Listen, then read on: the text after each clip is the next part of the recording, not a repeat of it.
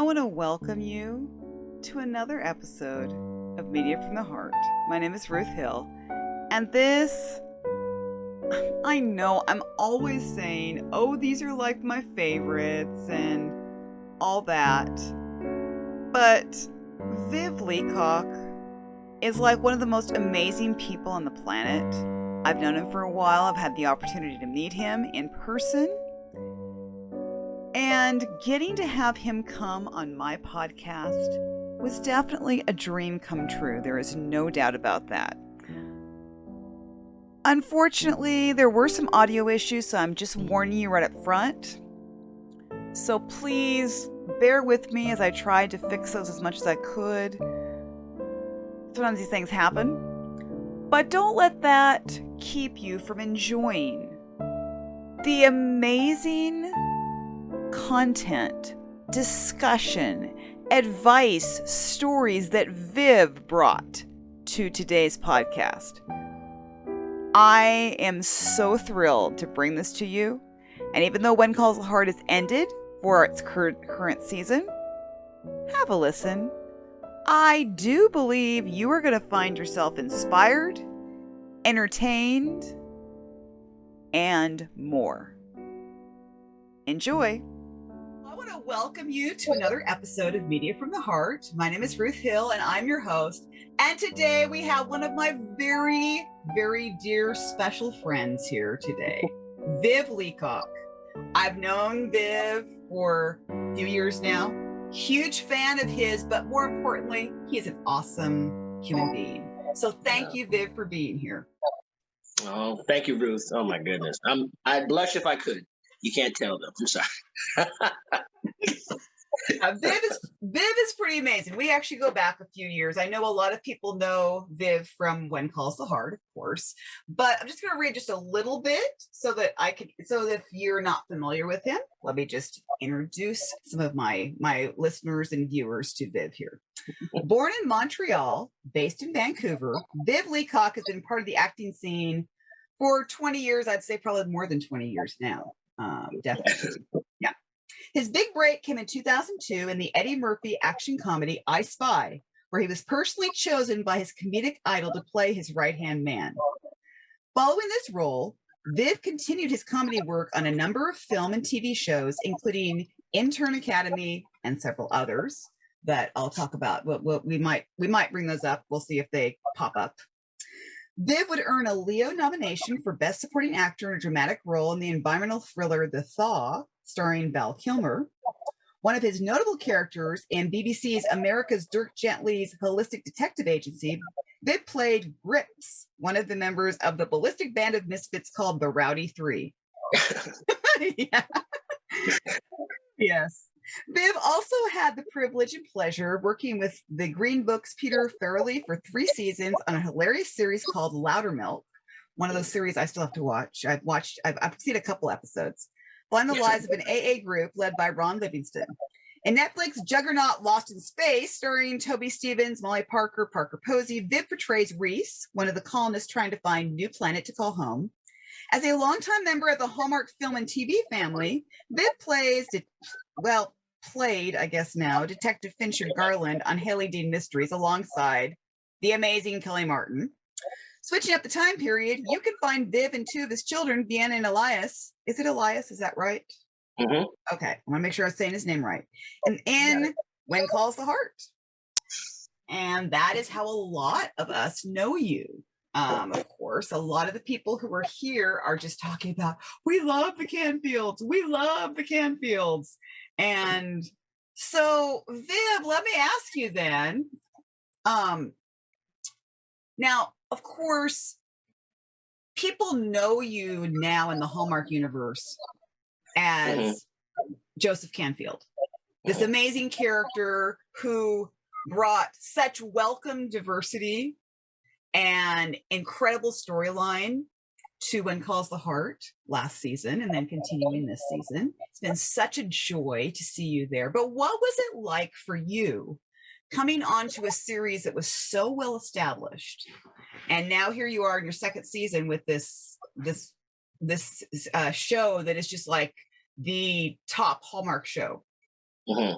Um, well, thank you for that amazing intro. And um, yeah, coming on to When Calls was I was familiar with a lot of the cast of When Calls because while doing Halie Dean Mysteries, if there were parties and get-togethers with the Hallmark family, I would see everybody, and a lot of the actors that reside in Vancouver, I'd run into them from time to time. We go way back, so we all knew of each other and we all supported each other.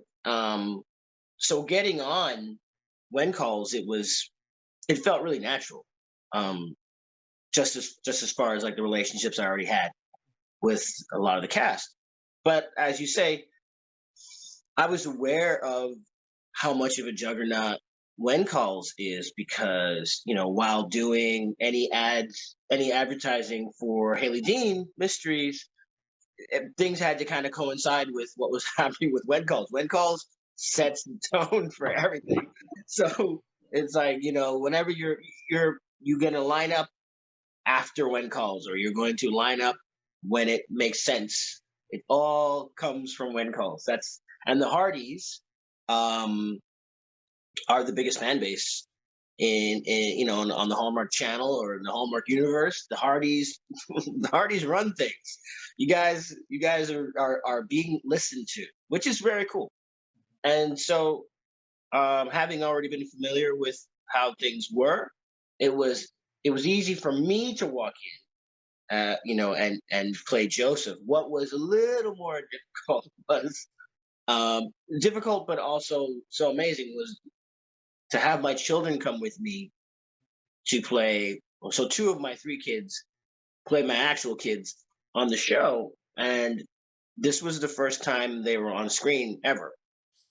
Um, my daughter Vienna, she had done years of voice work for cartoons, so animation, but Elias Elias hadn't done anything.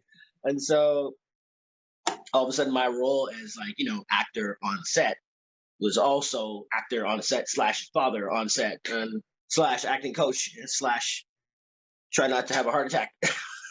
just it was just yeah, it was a lot to take on. And like you said, established show, it's up and running, everybody knows what they're doing, and we're coming in, as the newbies. And yeah, it was pretty daunting. Fortunately, my really good friend now, Natasha Burnett, who plays Minnie, who did a lot to help just make sure that the kids and I were always ready. She would come over and we would go over the scenes before we ever went to set. We would just make sure that we looked like a family unit, we acted like a family unit, and yeah, I say all the time, like, my family has adopted Natasha, so she's part of the family now. Exactly. Yeah. And Yes. yeah. Well, and you two have, well, actually, I'll just say all four of you have incredible chemistry. I mean, just as a Mm. family unit, you would never question. Now, I realize, three of you are actually related, but Yeah. still, Natasha coming in, you would just, you just don't even think about it. It's like you just seem like this established family. And in so many ways, even this season, I feel like the Canfields have always been there. I mean, I just have that feeling. That was the aim. It was really, you know, considering, I'm a fan of television and film first. That's, beyond being an actor. The reason I even got into this business is because I love film and television so much. So I completely understand the feeling that any fan has about a show that they love, because I'm in the same boat. And so, like I said, Natasha and I would get together and we talk about how important it was, that little tiny details about how they should be as a married couple for at least 15, 16 years. Like, at least there's little things that you're going to do that are just going to make that seem very natural. Now, I've been with my wife for almost 30 years, and thankfully, my wife Davina and Natasha get along famously. Thank God. Oh my God. Thank God. That's good. That's good. but and I brought a lot of my marriage experience to the situation, and we really aimed to make it look very natural. That was the aim, just so that our transition in um just was as smooth as possible. That was the thing. I didn't want to disrupt any fan base or anybody or anything. Just kind of come in nice and smooth, and then we go from there. And we've been very well received. So thankful for that. And lots of messages of encouragement and support. And they all mean so much. They mean so much. Just so we're just happy that it's all working. Yeah, Very happy. that's yeah, yeah. Well, I was saying before you came on, I was telling my audience here that you are an incredible gentleman. In fact, I always think of you because I'm going to tell this story because I tell this story quite regularly of when you and I met in Vancouver, Hmm. and I really got to see firsthand what a gentleman you are, because I remember when we went to dinner, I remember that you walked along the side closest to the street, Exactly. and I would be on the inside, so you were like there to make sure, no cars were going to come my way. Exactly. And that is something I've never forgotten. You don't know how much that particular story, that particular gesture of yours told me so much about you. I was quite charmed. I was like, man, I'd never had a guy do that before. Wow. Never. Hmm. Exactly. That's not right. And then you told me, well, you did that with Kellie Martin, because of course you and Kellie Martin were very close, and you're just And yeah, still are. That's my girl. Yeah. exactly. But that told me so much about you, just the way that, and I was also telling them, I don't think there's anybody that you don't get along with. I mean, I just can't see you as somebody that doesn't get along with people. You do your best always to get along with everybody. Yeah. It's thank you for that. And it's a funny story. At my wedding, a friend of mine went up to give a speech, and he kind of said what you're saying now, but he wrapped it up in a very funny Mhm. analogy. He said, if I come up the street and I saw and I saw Viv beating up a bunch of people, he said, I just jump in. I wouldn't ask any questions, because because if he's doing that, then these are some aliens or something, and he's trying to protect everybody.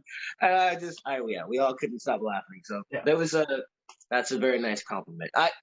During filming of Halie Dean, often I would, there was a lot of walk and talks with Kelly and I would always insist on walking on the outside. But just the way the scenes worked, sometimes we couldn't do it. So she'd be on the outside, and I'd be like, everything in my soul is on fire, because I'm like, no. I walk on the outside. I have to absorb the impact of a 3,000-pound vehicle, not her. So yeah. And I tell my boys to do the same thing. And my two sons, I'm like, walk on the outside. Not to say it's everybody can do everything, but it's a gesture. It is. It is. Yeah. Well, and that's great. So you've got your sons doing it. My goodness, it's just that's great. I know you and I have talked over the years about. Of course, you have 3 kids. I have one. My daughter's in college, if you can believe it. She's I in the first year know, of college. It's like, wow. man. But remember over the years we've had lots of parenting discussions. We Yeah. discussed our kids. And so, but it looks to me as though you are certainly raising 3 pretty great kids from you and your wife. And I know your wife is incredible. I was saying I've never met your wife, but I know she's incredible. Yes, my wife, while I might be raising 3 incredible kids, she's raising 4 incredible kids, because of having to deal with me. So no, she's this couldn't happen without my wife, without Davina. None of it happened, of course, because kids wouldn't be here. None of it happens without her.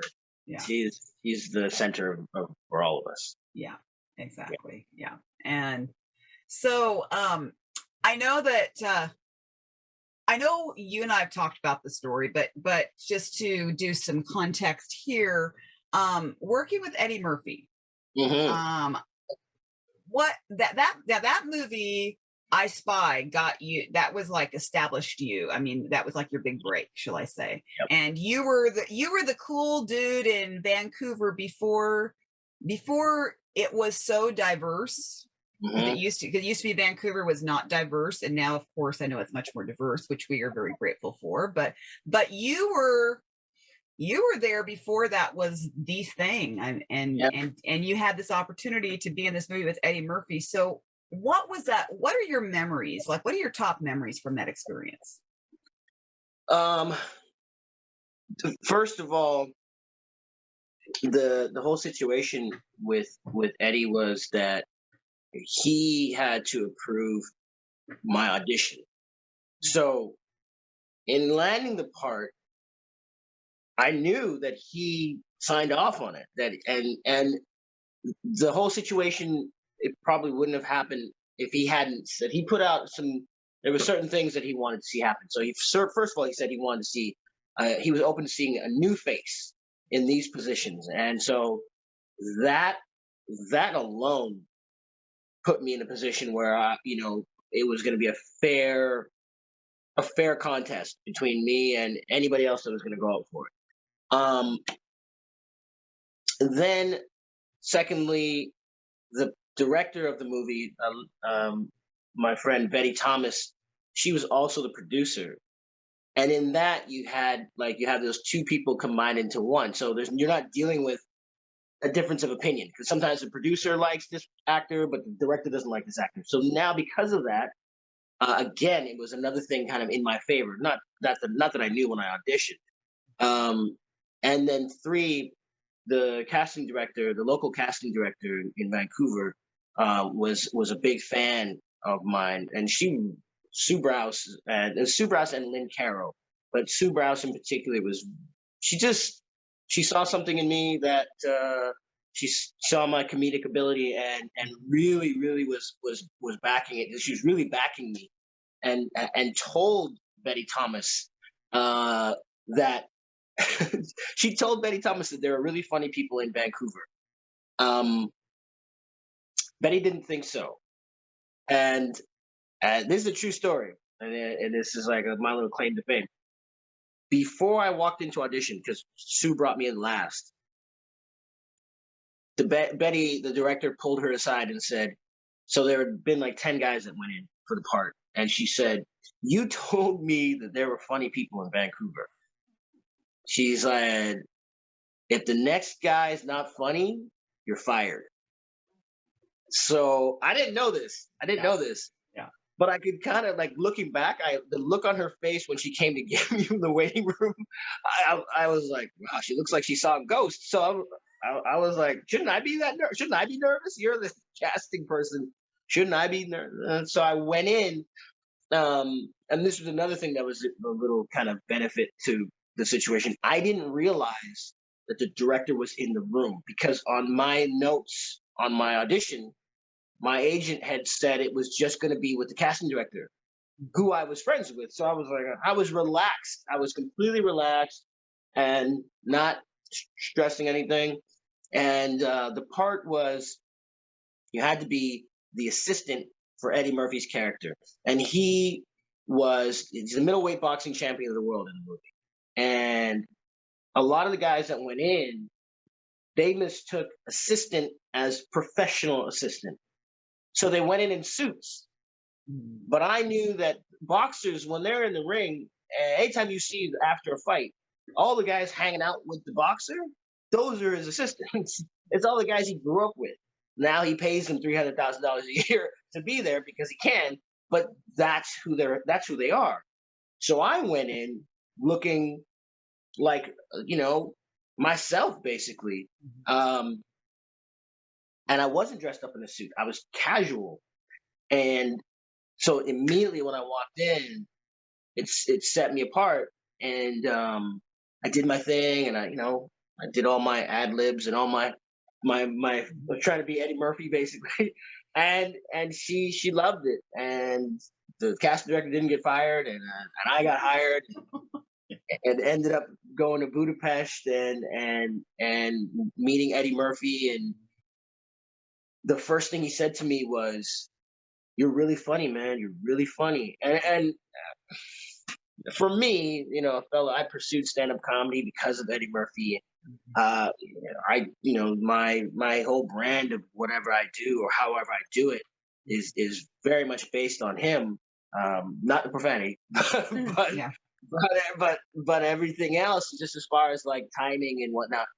And so for him to say that to me, and for a guy with relatively nothing on his resume that would allow him to slot into like a supporting lead character on a major motion picture, that has always been the thing that has allowed me to know that I did it. It didn't turn into the thing that I thought it would. It didn't turn into like I'm a household name, and and I'm famous, but it has always given me this sense of confidence that I could hang with Eddie Murphy because he thought so, and he told me I'm funny, and we had a great time ad-libbing with each other and basically sparring. And the thing I'm most proud of is I made him laugh. I cracked him up on when we were doing a take. I made him break character and laugh out loud, and I will hold on to that for forever because he's Eddie Murphy. He's the one that makes people laugh. I mean, you don't make him laugh, but I got him, and yeah, that's always my thing. No matter what happens, Eddie Murphy says I'm funny, so I try to use that in arguments. I try to use that in arguments with my wife. I'm like, Eddie Murphy said I'm funny. Doesn't work. I was gonna say that probably doesn't work. I have this feeling your wife is probably like she's heard that before. That's not gonna impress her. Not impressed. She's like, well, go marry Eddie Murphy then. Yeah. Well, you also have a brother who is an actor. Yes, my brother Richard, and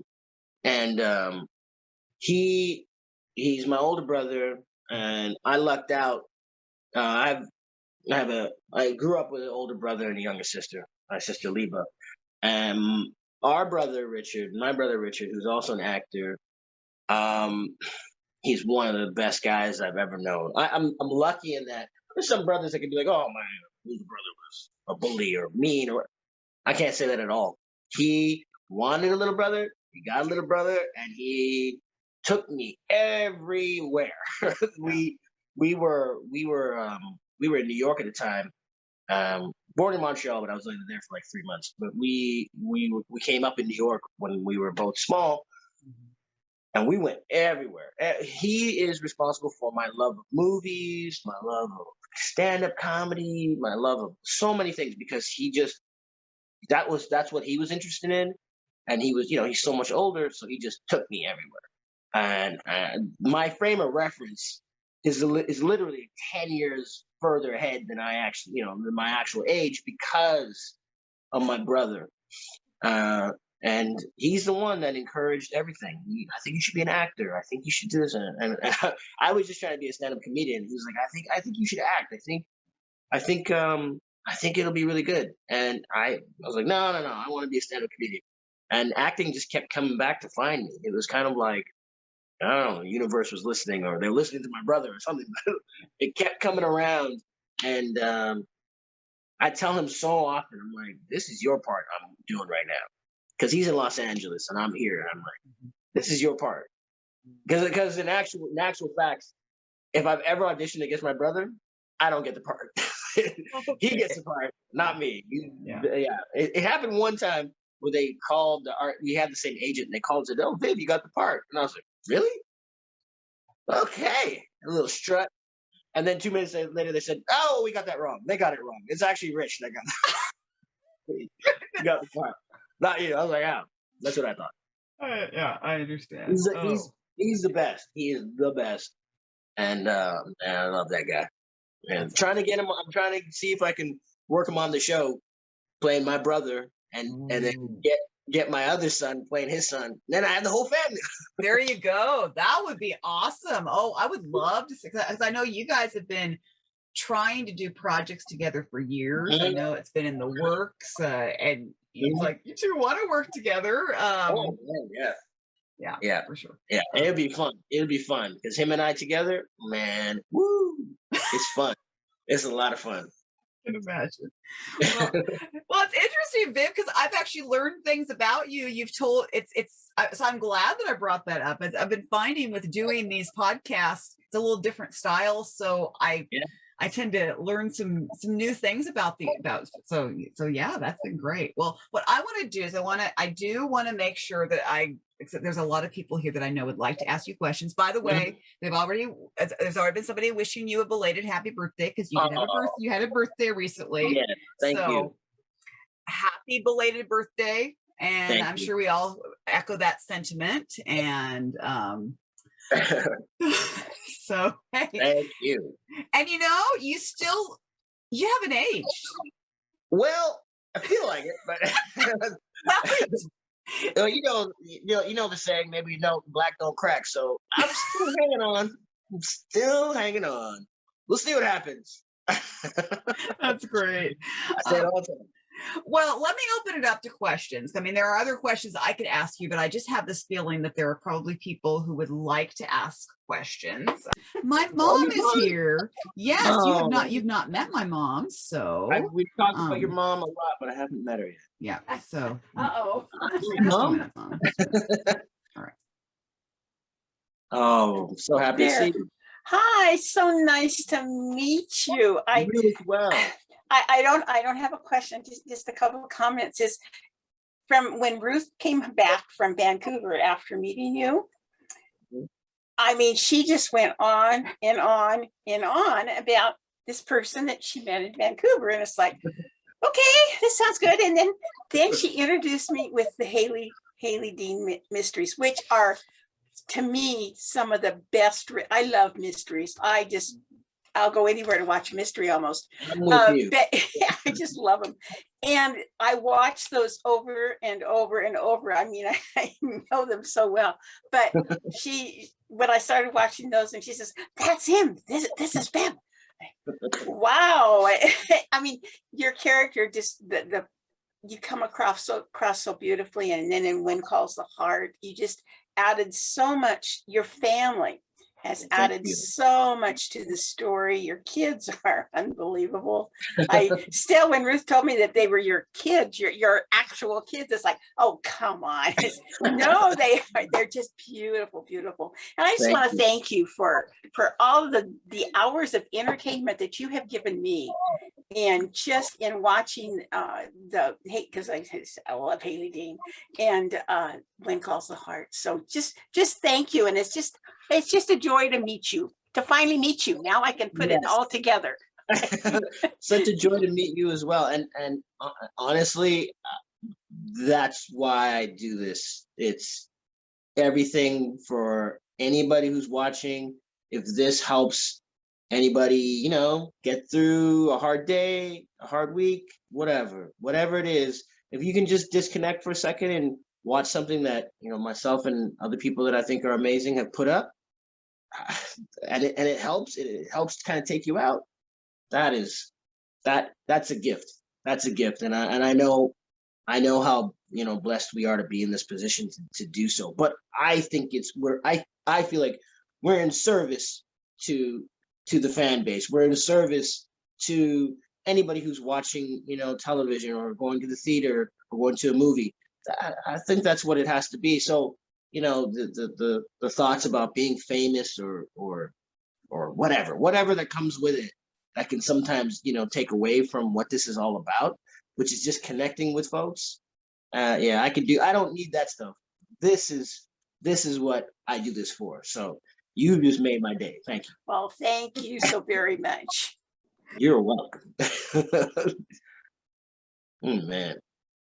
Gonna get all misty here, Ruth. Come on now. Oh, well, we've got the best people here, no doubt. So this is Kellie. Hi, Kellie. Sorry. Hello. Hi. How are you? I'm very well. How are you? Good, thank you. So I have a comment and 2 questions. Okay. The first comment is your daughter does an extremely well playing a blind girl. Thank you. She'd be very happy to hear that because she stresses out over that all the time. She wants to make sure she's doing that right. Oh yeah, you wouldn't be able to know that. You know, she does a very good job. Makes it really believable. Mm-hmm. And my other question is, well, my first question is, what is your favorite memory so far working with 2 of your children on When Calls the Heart? Well, I would say the first day that we were on set, so that was 2020.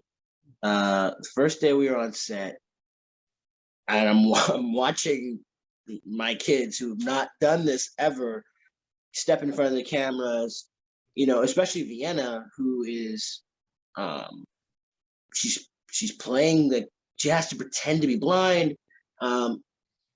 Probably the scene that really got me the most, there's no acting at all in this scene, is there's a scene in season 8 where she finds her piano when we've just moved into the cabin, and she finds her piano, and Minnie's going to stop her from climbing up on all the stuff to get to her piano, and I'm like, no, let her do her thing, and then she starts to play the song, and man, ooh, yeah, I had to stop myself from crying because I was like, 1920, men, you know, man held it together a little bit more back then, so I was like, don't you pulling hairs, or don't you cry, and and that was, I'm not acting, I'm looking at my daughter, Joseph's looking at his daughter, and we are one and the same in that moment.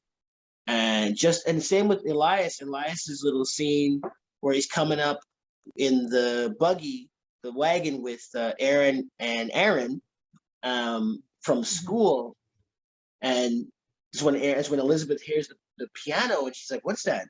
And he says, "Oh, that's just Angela."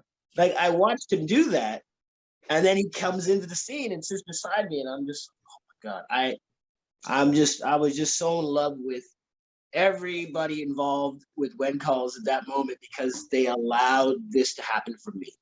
I am able as an actor to watch my children play my children.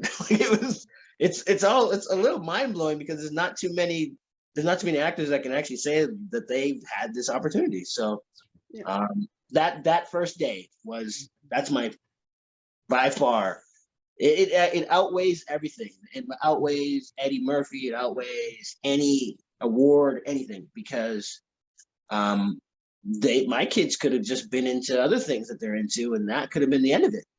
But here they are, you know, making an impact on the TV show and helping me as well. Like, you know, I obviously would have brought my acting to the situation if those were 2 other children, but you know, those who might nothing compares, right? Nothing compares. Nothing. No. So that was literally like a magical moment that day. And my next and final question is, how is your parenting style different from Joseph to? It's pretty similar, actually. Lots of family meetings if we need to. For instance, my wife and I just had a family meeting about social media, about the kids getting sucked into the wormhole that is social media and scrolling through whatever pops up, and they all had a 2-week hiatus from any social media. Didn't need to do it. If you saw them posting anything, that was me or my wife. It was, I know the pitfalls of it, the dangers of it. It's an amazing tool if you use it as such, but it can also, like, oh man, I've been on this thing for 3 hours. Like, it can just suck you in. And as an adult, we grew up without these things, so we can measure. We know I can, like, put this stuff down. I don't care about it. But kids there's nothing to compare it to. They just get sucked in and they can stay there. And so I'm hyper vigilant about social media, about getting sucked into a device. It's dangerous territory. So I've not seen Joseph have to deal with that. I don't think he ever will. That's not around, but and there's nothing really, he doesn't have to deal with that. He has to, his kids can run outside and go play and whatnot. It's a different time. But I'd say we're pretty close. Elias will tell you, because Cooper's getting into trouble this season, and the looks on Joseph's face, well, that's the looks on Viv's face too. If Elias ever gets in trouble, so he'll tell you. He started laughing when we were doing one of the takes where I was telling him to go do his chores, because he's like, "That's the face you make when you tell me to go clean my room." I'm like, I said, "Now you know what acting's really about, son. It's about inspiration from real life. That's what." So, no, I'm not too far off of Joseph. Not at all. We everything that Joseph brings into helping, get the family from one position to another is, I'd say, every tool I use as well. So, yeah, we have our faith. We have my wife and I have, like I said, a 30+ year friendship, then more than that relationship, husband and wife. And we try to show our kids that respect is paramount. My wife and I do not argue in front of the kids. We do not, there's no slamming doors. There's no nothing. There's none of that. We don't, we're trying to give them the best, cleanest slate opportunity to move forward and not take anything that they've learned that's negative with them into their relationship. So that's our aim. Our aim is to try to put out these amazing humans that go on to have what we know we have. Again, like, I know I'm blessed to have my career, or to have have made some sort of an impact. I was always happy with what I have at home. That's always number one. So, yeah, I've probably veered off a bit, but Thank you. That was very good. Yeah. Anyway. No, that was actually awesome. I kind of knew some of that, but that's great. You did very well, Viv. Okay. Answering that, but you did. All right, Tammy. Hi, Tammy. Hi there, and I want to apologize to you and Ruth, because I think you're probably looking at my ceiling. I was in the kitchen cooking dinner for my family. Okay. And I'm not dressed, but I didn't want to miss this. Oh, okay. Well, would it be better for me to take you off the spotlight and you just ask the question off camera? We can do that. If you're good just looking at the ceiling, then I'm good with this. But I do apologize to you both. It's a lovely feeling. Yeah, it is. Well, thank you very much for that. We just moved in back in December, so we're kind of enjoying it. Oh, whereabouts are you guys? Yes, sir. I'm in Virginia. Oh, nice. I love Virginia. Yeah. I'm in Virginia, and so I have lots. Are you in Canada now, or where are you at? Yeah, we're in Canada right now, but we spend a lot of time in the U.S. and mostly New York. But yeah, I'm here now. Lovely. Yeah, we have one of my husband's best friends is from Canada. And then our old neighbors are from Canada. So we've not been there yet, but hopefully that's on the bucket list to travel. My husband's been there, but I've never been there. Well, come on and see us on set. That's what you should do. Oh my goodness, that would be amazing. Yeah. Well, I wanted to tell you that I just absolutely adore you and your children. I actually didn't even realize that they were your children in real life till just now on this call. So that was very interesting, because they're beautiful. Thank you. And you're very welcome. And I actually, the part when you were talking about the piano, you're absolutely right. I remember that episode very well. And it was very touching. And the whole thing with your your character, which now I can embrace it even more, knowing that you're really their dad, because I've always felt like when I looked at you with the kids, I'm like, gosh, what a great dad, because, you know, moms tend to get a little nervous and dad tends to be a little more, it's okay, let them do this, you know. And so you definitely show that in your character on the show and everything. And it's just actually one of my favorite, well, the whole show is my favorite, but one of my favorite parts when I watch the show. Oh, But thank you for that.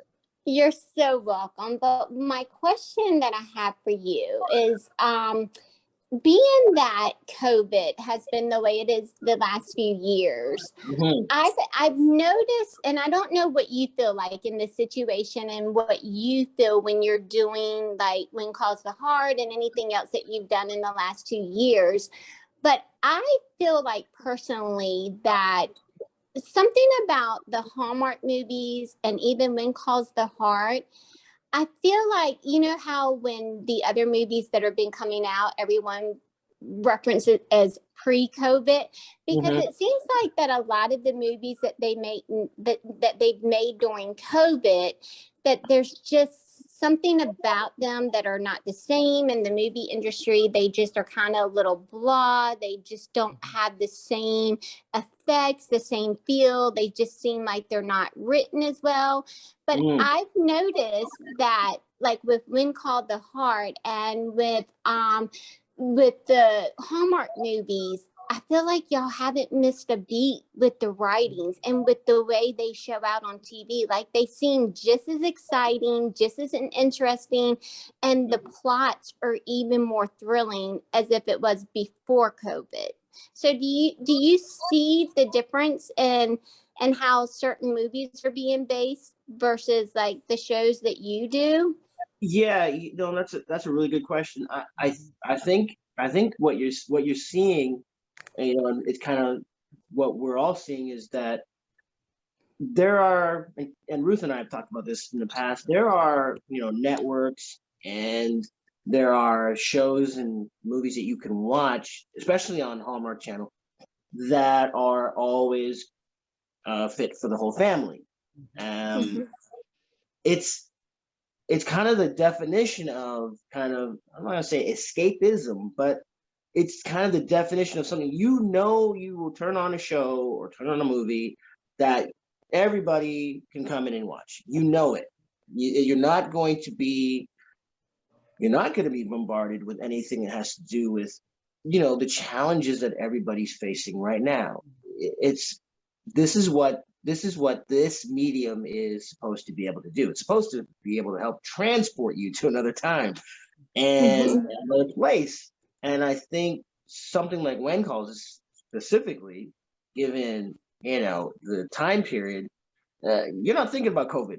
You're not thinking about how hard it is to get through the days, you know, where you know that people have been affected health-wise, they've been affected, you know, financially, they've been affected by so many things. That's not something that you're reminded of in any way, shape, or form because of the channel you're watching, and specifically with When Calls, the time period you're watching. It's the epitome of that. It pulls you out. And not to say it made it easier for anybody involved in the writing process to, you know, to put out the material, or made it easier for the actors to do any of the things that we've done in this period of time. But I think it was just this, it's kind of like a breath of fresh air, you know, throughout this whole time, because of what it is. You know, content is something that all the producers and all the powers that be will tell you has helped people get through this time. But what kind of content has helped people get through this time? You know, not everything has a message. Not every movie you watch has, you know, a life lesson that you can walk away with. You know, an action movie may not have, you know, something that you can pull into your own wheelhouse and walk around with and carry. But I would wager that When Calls probably does every other episode, or every episode for some folks. So I think it's really specifically the fact that if you measure anything against, Hallmark, I don't know if anything's going to come up as far as where we are doing these pictures and doing these TV shows. So Yeah. I'm with Well, you. I have to say that, a lot I think has to do with you guys as the actors and actresses, and that y'all put your heart into it. And it really reflects on the audience and the fan base group, and in situations like with what Ruth is doing now, allowing us to be able to take this chance to personally speak with you guys.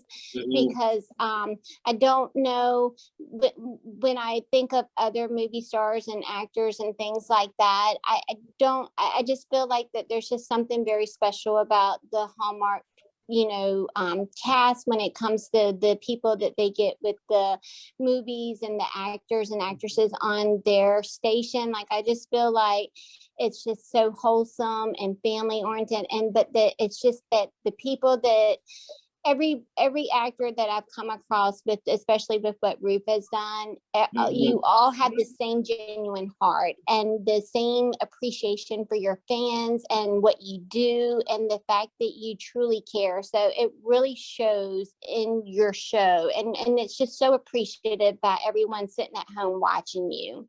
Oh, thank you, Tammy. Thank you. We're just an extension of all y'all. That's really who we are. Honestly. Yes, sir. Well, thank you again. And I know other people have questions, and best wishes to you and your family. Many blessings to y'all. Thank you, Tammy. God bless y'all, and have a great dinner. I know you're doing the thing there. Yes, sir. Thank you. All right. All right. Thank you, Tammy. All right. Wow, that's just, it's amazing. All right, Vicky. And Vicky is actually from another country. Is that right, Vicky?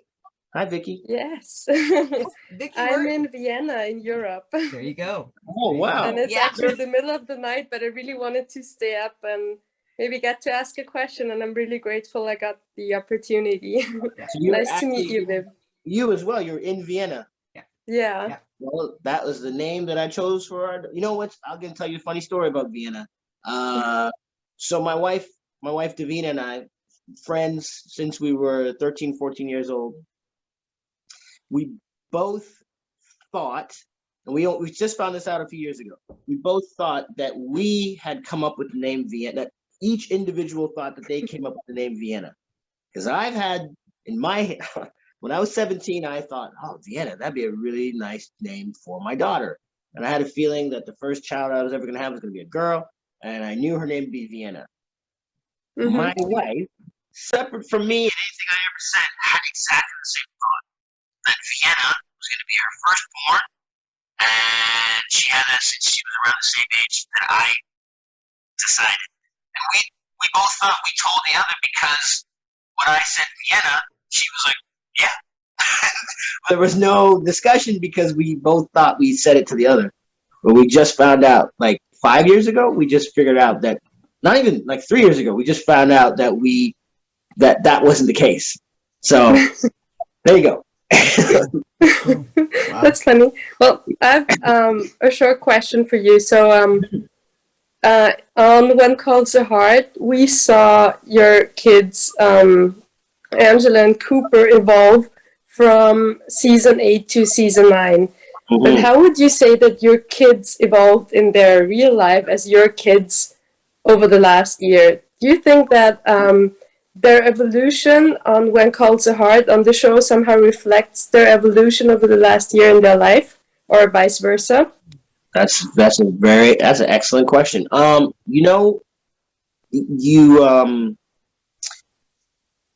lot of what the directors and producers have said to me when in the early days of filming season 9 is they all were like, wow, your kids, they've really come out of their shell. Wow. Like, they all were really amazed at how much more talkative or how much more outgoing the kids were on set, as opposed to season 8 when they just walked in not ever having done this before.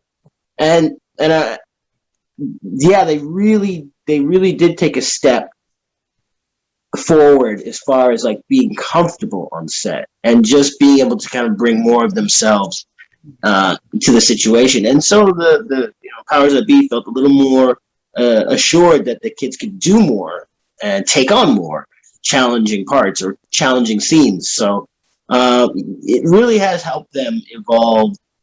Specifically, everything they got to do on When Calls. It was if you're ever going to become an actor, it's a really amazing situation if you get to do so alongside your dad playing his kid. Yes, for sure. It's like they know they lucked out and have a situation that doesn't happen to everybody, and they're making the most of it. Specifically, Vienna.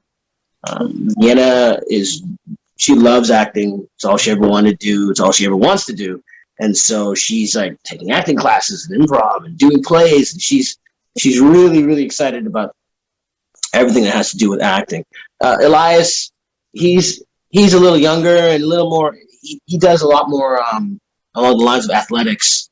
So he's really into basketball right now. So not to say that acting isn't his focus, but he would rather go play basketball than do anything right now. But what we're so fortunate about is on set, all of the When Calls kids love each other and hang out together and FaceTime each other and text each other, and they have their chat groups and they hang out together, and they are all buddies. And Elias cannot wait to go see everybody on set. He's just like, goodbye, Dad. Like, he just wants to go hang out and everything. Wow. And that's been really cool to watch. Just, they didn't know anybody the first season, but man, last season when we filmed, they all got along so well. Like, they just want to hang out together, all the kids. So it's been really nice in that respect. Yeah, and I also remember you guys were on the Hallmark podcast with Jackson Shaw last year. Mm-hmm. And I remember that especially your son was like really shy. Yes, Elias was pretty shy. Like hardly finding words to answer the question. It was like, that's cool, but just listening to him, we're not very sure that he was very comfortable. And I think that also the way he acts now as Cooper, it really reflects how he feels a lot more comfortable. Yes, totally. And this is just amazing. So congrats to both of them. Thank you, Vicky. Appreciate that. Yeah, I'll let them know. Thanks, Vicky. Thank you. Thank you. Thank you. And we have another Kellie here. Kellie. Hi. Hi, Kellie. I've got a comment and a question. My comment is I just love watching you interact with your kids as the Canfields. And they're just adorable. Oh, thank you. And my question is how did it come about that they would play your kids on the show? Okay. Thank you for that comment. And so after I got the part, I hadn't seen the list of characters associated with Joseph. I knew he had a wife and children, but I didn't know the particulars of how old the kids were. And so then I helped another actor with the audition for Minnie. And I saw on her information page that she had the description of the characters for the kids. And I was like, oh, 14 and 10, girl, boy. And I was like, oh, Vienna's always talking about getting into acting. So I was like, I gotta make a phone call. So I went and called my agent and I said, what do you think of Vienna auditioning to play Angela? And my agent was like, oh, that's a great idea. And I called my wife. What do you think of Vienna auditioning to play Angela? And my wife said, that's a great idea. Call Vienna. And I called Vienna. And she was, at the time, with one of her she was her best friend at her best friend's grandparents' cabin, hanging out because it was summertime. And so I called Vienna. I said, Vienna, what do you think about you playing my daughter on When Calls the Heart? You'll have to be blind, but it's an amazing part. What do you think? And she's like, I don't think that's a good idea. I was like, what? Hang on. You've been telling me you want to be in film and television so much. And she said, I know, but oh my gosh. She's like, Dad, it's such an established show. And she's like, I know there's a huge fan base. She's like, I've seen the show, and there's so many people that love the show. And she's like, I don't want to come in and upset anybody.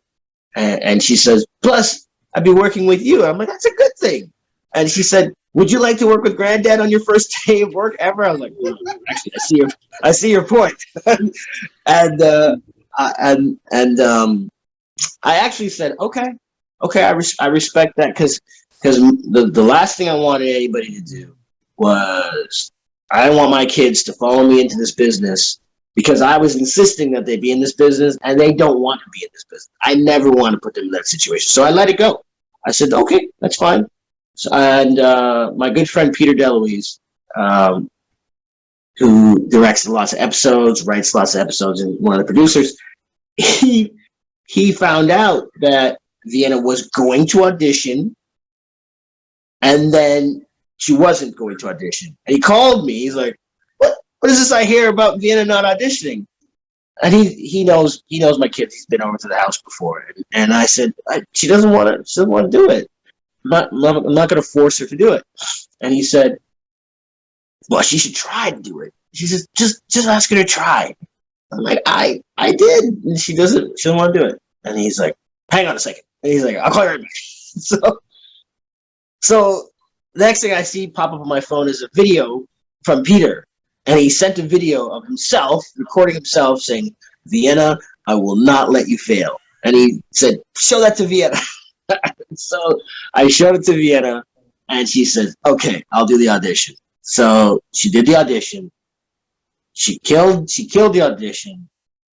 For everybody involved, there was no question. She's Angela.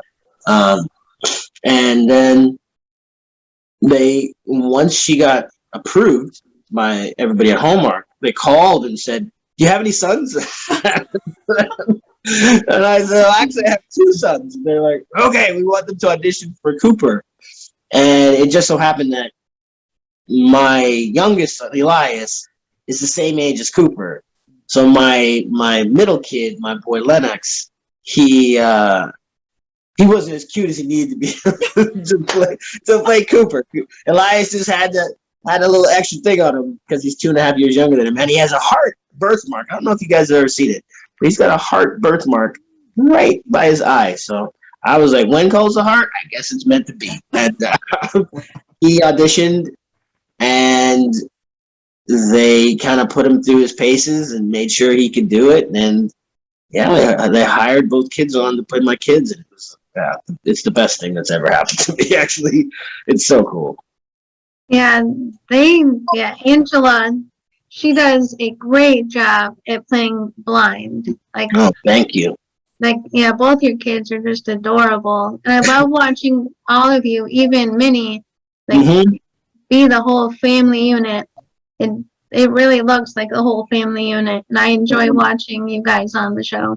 I'm glad, and I'm glad that you enjoy watching it, and that we can provide some entertainment or anything that helps everybody get through the day. We're just happy that we can help in that respect. Yeah. Well, thank you, Kelly. Great questions. Thanks, Kelly. Great questions. Okay. We just have, I think, 3 more questions here. So thank you for your time, Viv. Yeah. Another Ruth here. Another Ruth. Okay. Hi, Ruth.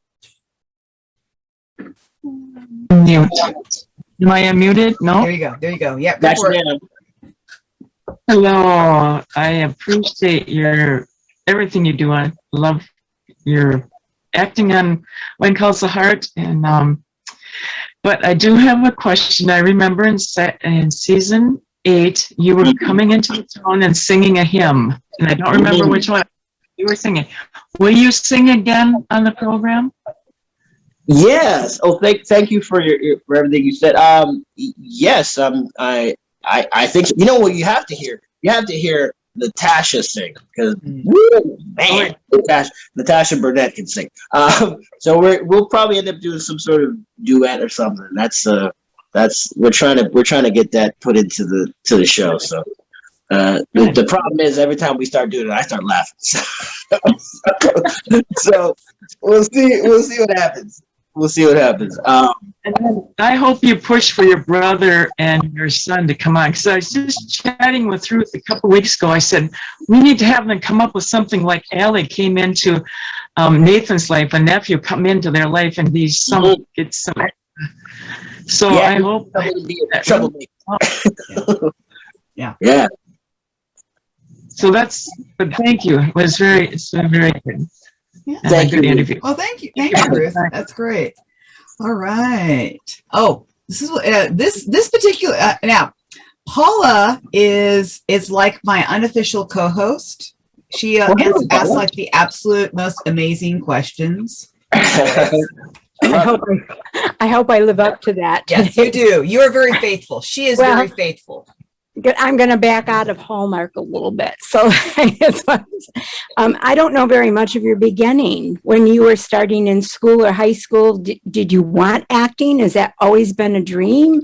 Or how did your beginning start? Yeah, that's a great question. I wanted to be a stand-up comedian more than anything. That's my first love as far as entertainment goes. I just love making people laugh.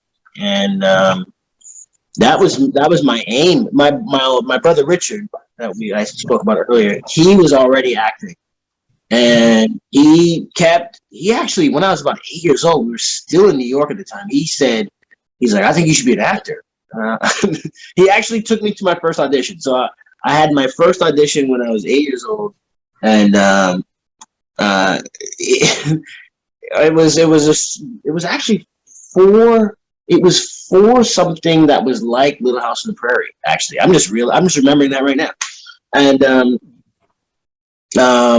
they liked what I did, but I didn't get the part. I don't know. They went another way or whatever. But that was my first kind of foray into acting, and it was all because of my brother.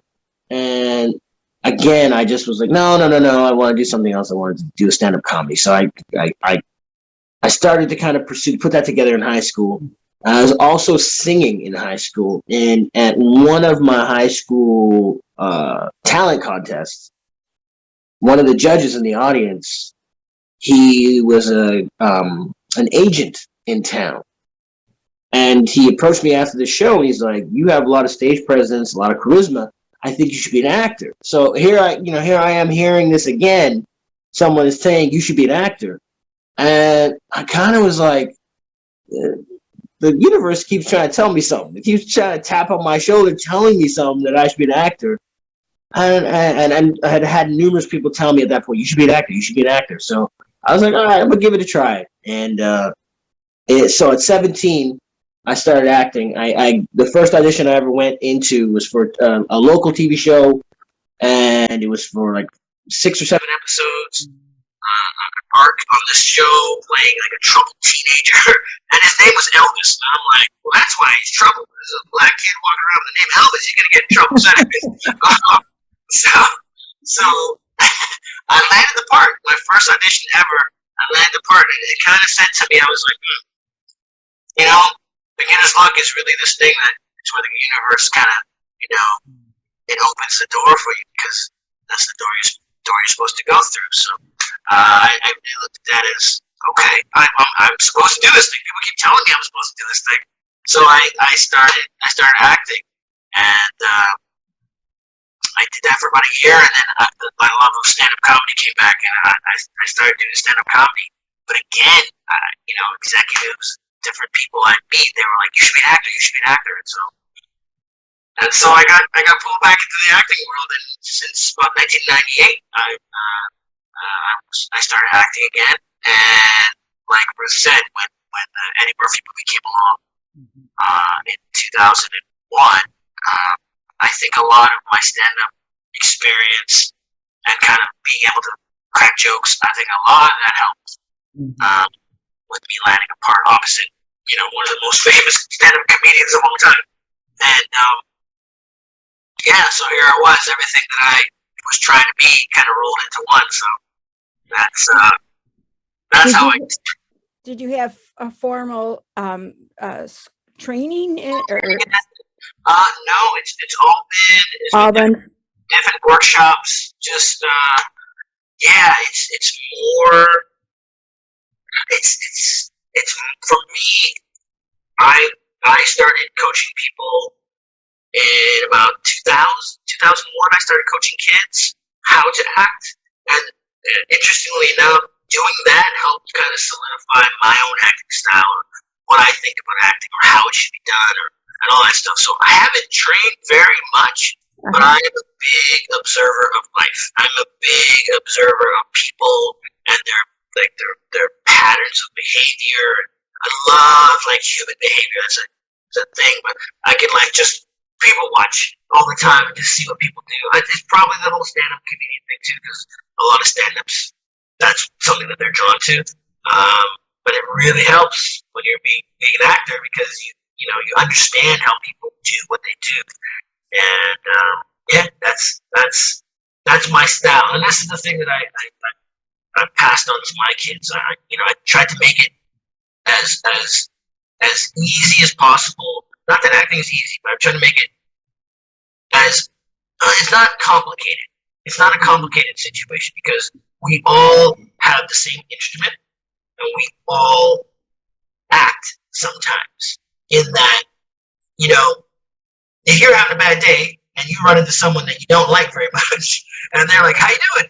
"I'm doing great," because you don't want them to know you have a bad day. That person's always showing off a little too much. "How are you doing?" "I'm doing great." We all do it. We all do it sometimes in life. So I've just taken that thing that I know we all do, and I've applied it to, being with opposite another actor, seeing how things go. I like to play. I like to have fun with everything. So that's my favorite.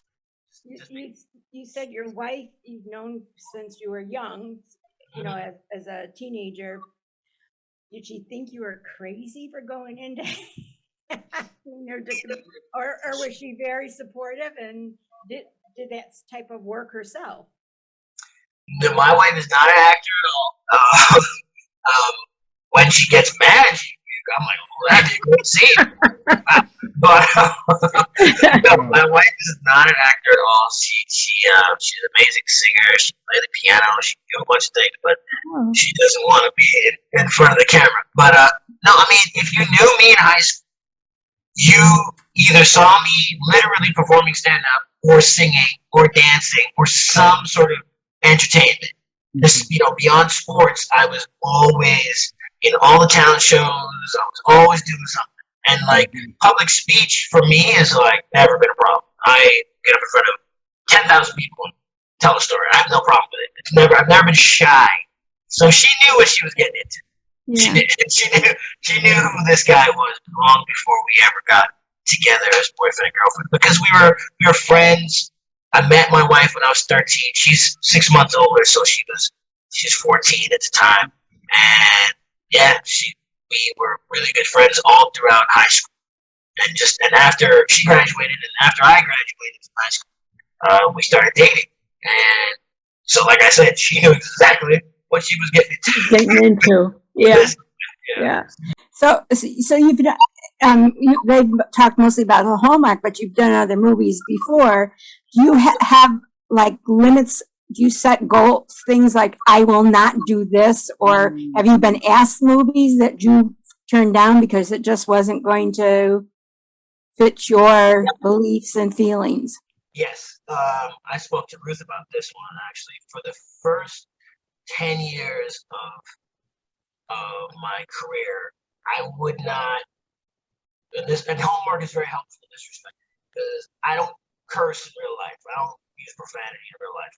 And I avoided it for 10 years into my career, I wouldn't say anything profane. I would swear. I wouldn't do it. No. And it was really a thing where,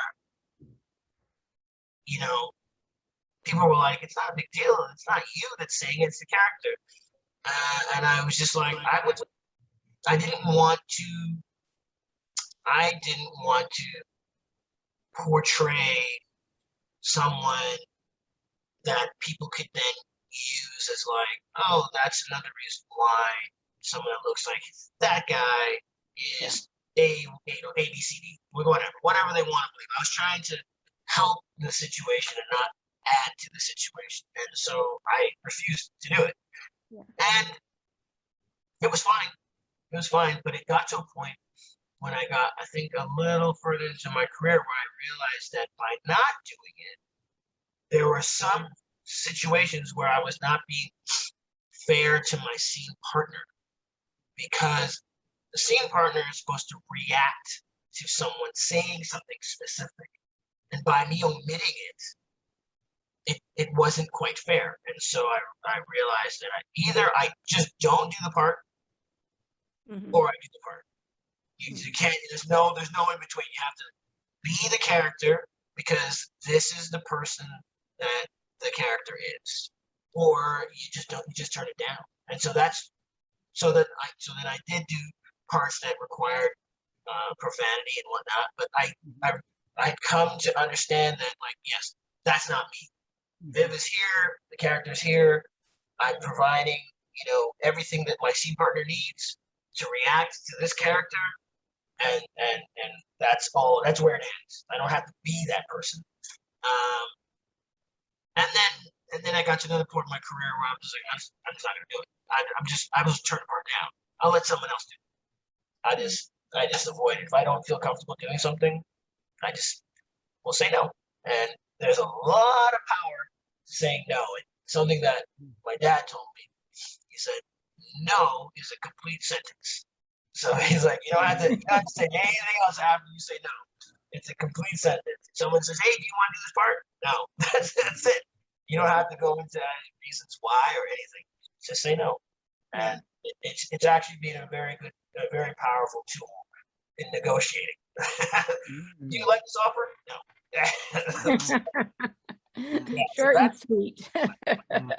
And then one quick question about the family. When you're not on set and you're doing family outings, is there something special that your family does away from movies, away from everybody else looking in on your world? Yeah, so if we're not going to watch one of the kids in one of their sporting endeavors, then it's always family time around the table, food with guests, with someone. It was very much all about hanging out together. And I have this amazing text from my 14-year-old son, Lennox, who you guys haven't seen.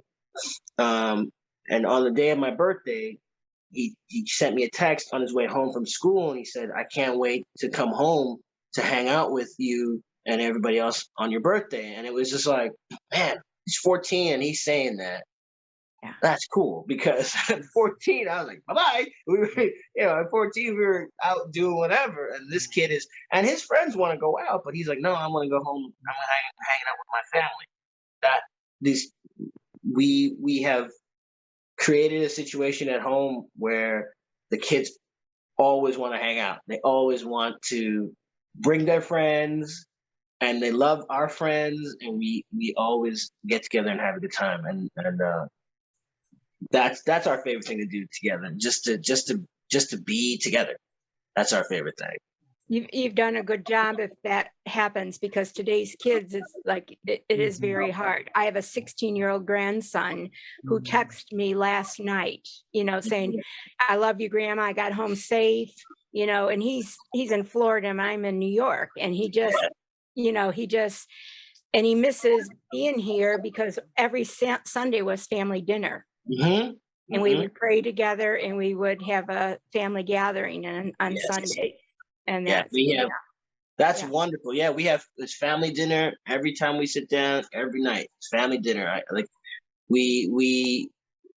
It's something we've been doing since they were small, and it's something that I remember. So, like, I look back in my childhood, and that is one of the greatest things that my family had. We always sat down and ate together, like you say, prayed together. You know, we cracked jokes together, and there's nothing like that. So, my kids are big fans of they're big fans of my kids all sound like me and my brother talking to each other because we're always referencing some movie line or some quote from some show. And when I'm listening to my kids talking to each other, it's all the inside jokes because of all the different shows and stuff that they've seen and that we've all seen together. It's pretty amazing. It's pretty amazing. Happy man.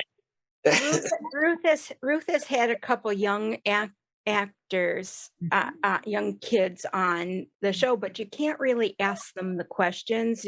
I have to be very careful of what I ask, but I'm concerned about the schooling. How is that handled so that they're not losing the discipline of just not taking for granted the money's going to come in because you're an actor. Right. You need a fallback. You need something. Totally. So how do you handle that? How does the film company do it, or do you do it? Yeah, you have the option of, so there's an on-set teacher.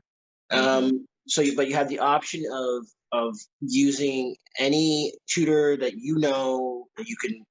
So basically, what we've been doing, especially during COVID, there's always school time. So the kids, their schedule it revolves around school. Like when the kids are on set, they're still going to school. They're not just hanging out, not going to school. It's school, take a break, go film, go back to school. That's really what they do all the time. So they're not really missing anything other than an in-class dynamic at their own school, but they're actually in school while they're on scene. Yeah. I think it's very important that they have a structure, a formal education type of, because you hear just too many sad stories of kids gone wild because they were, had a stage mom or dad that pushed them and let them do anything they wanted to do because they were bringing in the money. Yeah. That's not happening here. Yeah. That's right. Well, I'm so glad to hear that. So. Thank you so much for that. Because, like I said, it's hard to ask. You can't ask little kids that when they come up. And I wondered if there was a structure form for it. So thank you so much for Thank you, Paula. Thank you. All right, so one last question here. This is from Janelle, who actually has done some Hallmark work. Hey, Janelle, how you doing? Hey, how are you? I'm doing well. Good to see you. Nice to see you too. So I actually have a career-related question. Okay. Like you mentioned before, I've actually had the opportunity to be a part of 3 Hallmark movies and to be featured on Countdown to Christmas last year. All right. So for me, I don't have an agent right now, and I'm trying to land my first speaking role. And it's like I want to do it without one, if that makes any sense. Right, I hear what you're saying. Because like you feel like you shouldn't have to. Well, personally for me, I don't want to have to pay anybody just yet and be tied down to it, like the contracts. But I still want those big roles. So is it possible to lock down a role with a big network like Hallmark without an agent? It would make it a lot more difficult. Only in that you might not see the auditions that come out because you don't have access to seeing that. Everything gets easier through an agent. I hear what you're saying, but it all works. It all kind of works the way it always has. And to kind of try to do it from another angle, it just makes it a little more difficult to do. So have you had formal training of any kind? Some training, but it wasn't a lot. I did improv. I did like the well, I don't want to tell the name of it just in case anybody know about it. But like I had to fly to LA. I hear you. For like a week. It was like a showcase. Yeah. Like they trained me. You actually sound a lot like me when I started in that. Like I was saying, because I did stand-up comedy was the thing I wanted to do. Anybody that said anything about acting or acting classes, I was like, nah, man, I'm not trying to do it. I was like, this is me. I was like, I don't need acting classes. I'm just gonna. I can't believe I said this. I'm just gonna walk in front of the camera, and they're all gonna know that I've arrived. They're just gonna see how brilliant I am without any classes. Well, let me tell you. Now, I don't want you to lose any of that fire you have. I love it. Don't lose it. Thank you. Right?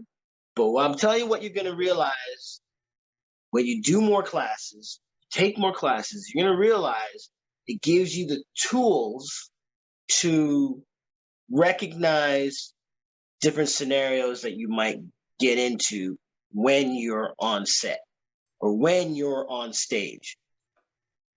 Any experience you can get from a really good class is invaluable to add to that natural charisma and charm and talent that everybody can see you have. You know what I'm saying? Like you remind me of someone like myself who I've never been shy. And I would wager that you're like, let's go. You're the same type of person that is going to go do it.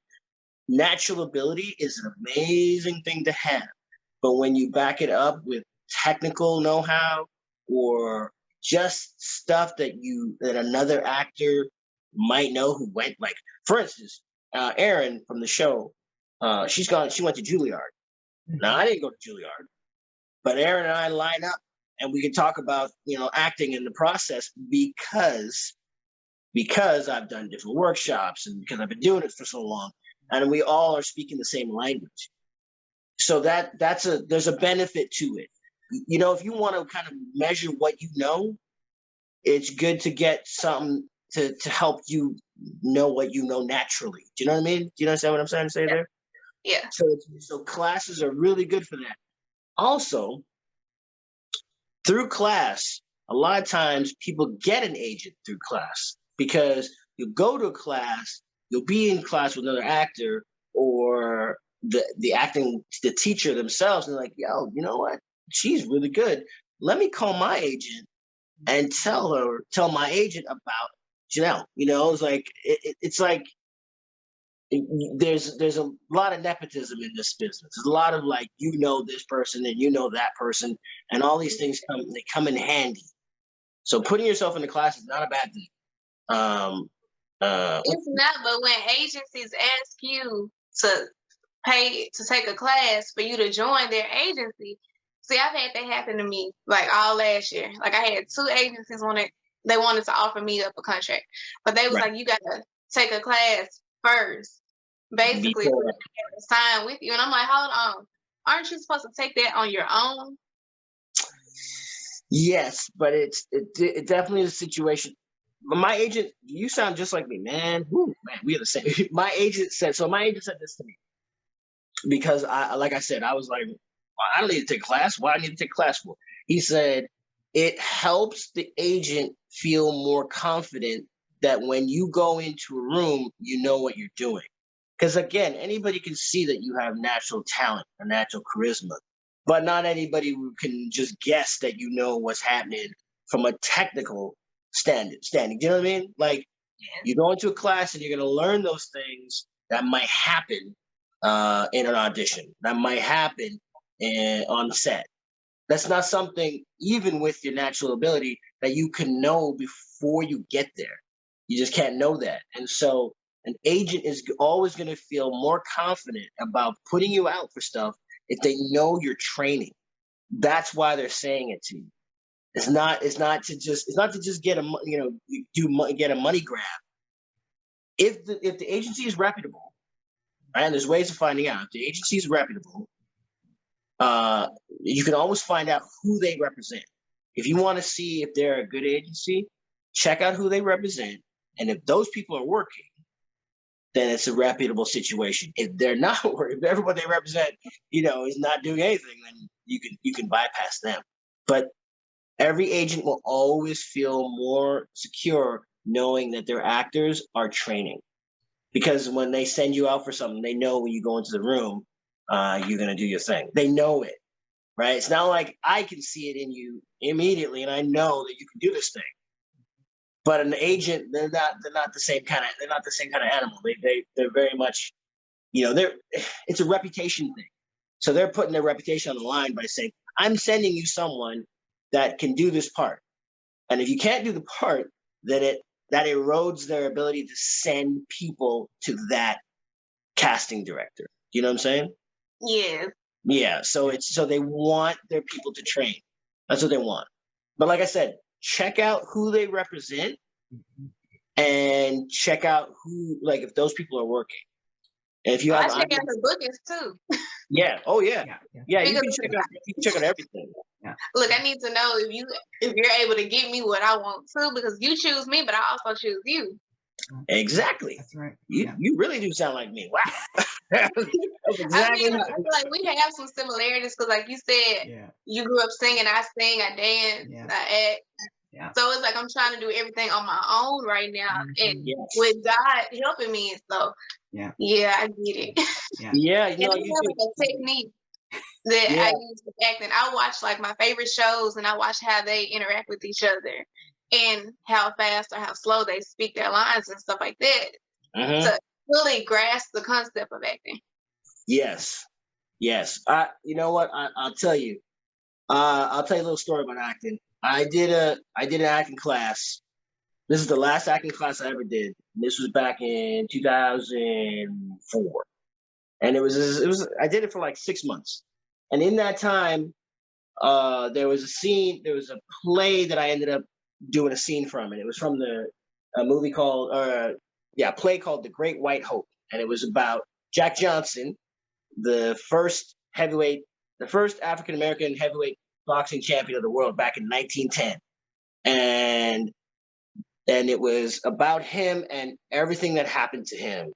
And one of the scenes the scene that I had was, so Jack's gone from popularity to now he's in a bad position because the authorities wanted to arrest him, and instead of going to jail, he fled. And now this is back in 1910. This is the truth. His girlfriend was Caucasian, and of course that was frowned upon. And everywhere they went, the people wouldn't let them stay or something. So they actually ended up in Mexico, and they're both starving, right? And the whole scene is Jack wants her to leave him so she doesn't die. That's what he wants, because if she stays with him, she's going to die. And he knows that she can walk right back into society, no problem, because she's Caucasian. He knows that. But if she stays with him, he's going to die.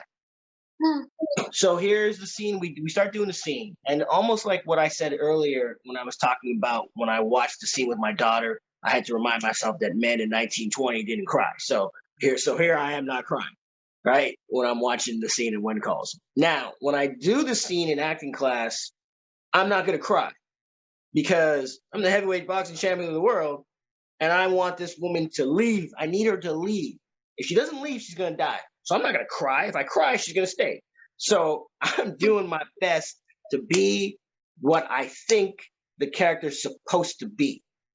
So I'm being very, I'm angry and I'm stoic and I'm not crying, not emotional.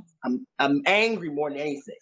And the acting teacher I had, he's like, hang on. And he stops the whole scene. He's like, I want you to tell me about something that upsets you where it pertains to race. And I was like, I didn't want to get into it because I didn't want to get emotional. I was like, I got a lot of that, man. I don't need to get into that. And he's like, no, I want you to tell us all right now. Tell us. So I started saying, there were kids that bullied my older brother. And it drove me crazy because while I have a brother who's 6 years older than me, and he protected me there was no one to protect him. And it was like, it's a huge kind of emotional thing for me that I couldn't be there to protect my brother the way he protected me if anyone ever messed with me. And we're different.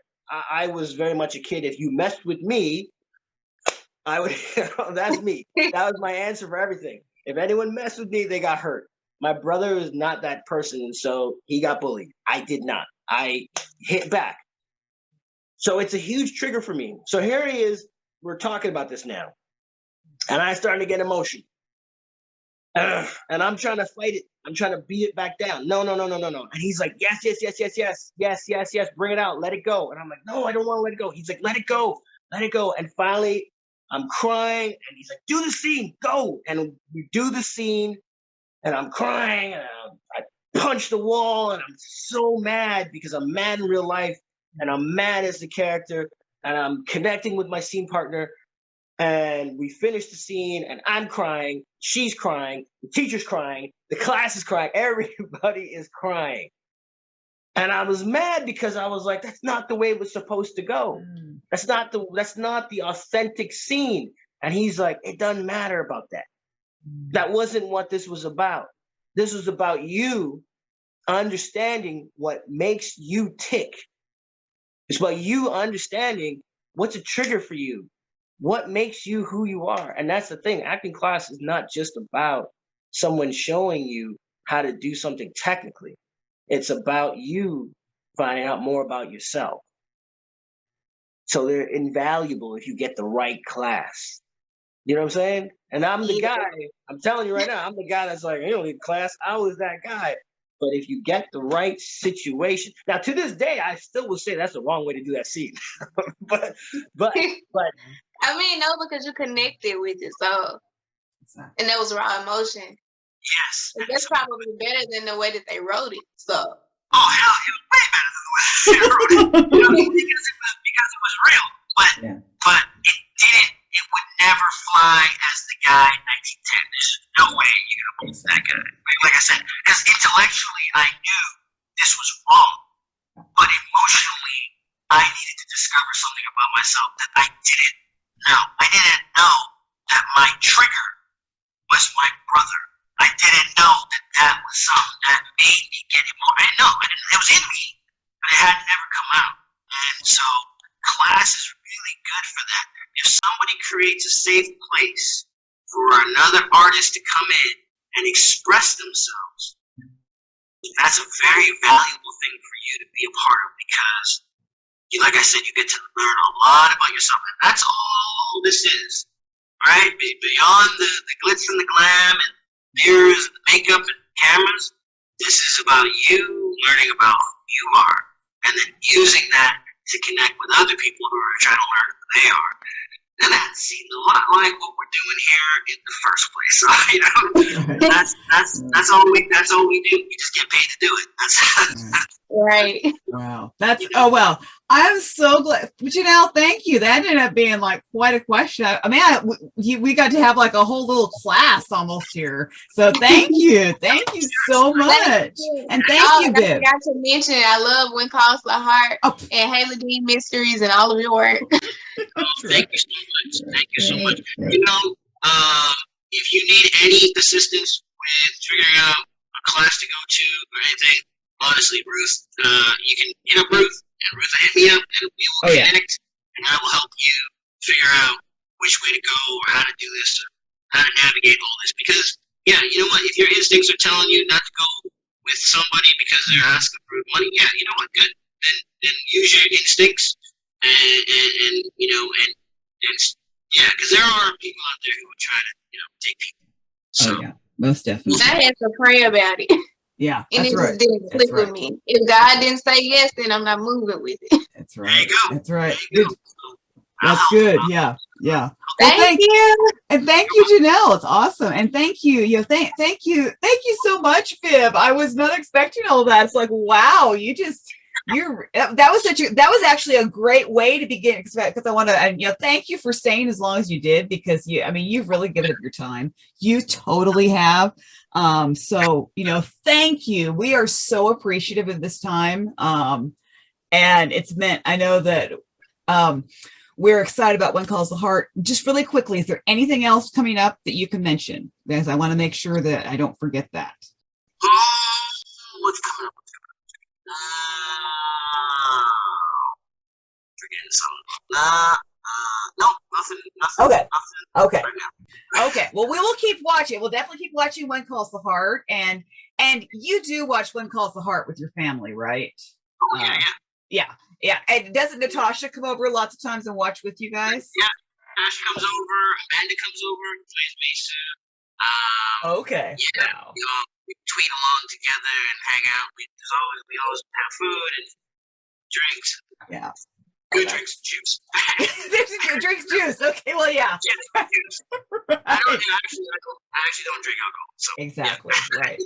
Right. Yeah. I remember. I actually remember that about you. Yeah. Because we had some really cool drink that was not alcoholic that you introduced. I don't remember what it was that we drank, but it was so awesome and it was amazing. So I was like, it's like Viv's having it. Well, sure, I'll have it. And it was great. So, all right. Well, as we wrap things up, if you guys want to unmute and thank Viv for his time, please do. Now is your time if you want to express your appreciation to him. Thank you. Oh, thank you guys. Thank you so very much. Thank you. And So good to see you. well, it's great seeing you. Thank you, Viv, for your time. You gave so sacrificially today. So thank you so much. I'm always here. Thank you, Ruth, for having me on your show. I love this. Well, my pleasure. And thank you all for being awesome audience. And of course, just an amazing. I mean, I just love this conversation. So thank you. And All right, we'll do it again. definitely. All right. You guys have a great evening, and we'll see y'all later. All right. Bye. Well, in spite of any technological issues, this particular episode was chock full of exactly why I adore Viv so much. This man gives and gives and gives.